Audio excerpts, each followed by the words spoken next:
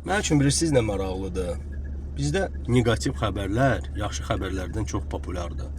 Negativ nəsə olanda cəmaət elə həvəslə paylaşır, müzakirə eləyir. Elə bil ki, ləzzət eləyir bunlara. Amma bir yaxşı xəbər olanda yeni yol çəkdilər, yeni bina tikdilər, məcburi köçkünlər qayıtdılar.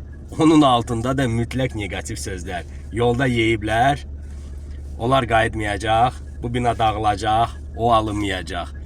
Niyə siz pozitivləri də paylaşmırsınız? Niyə yaxşı tərəflərdən danışmırsınız? Bir tanışım var Qazi.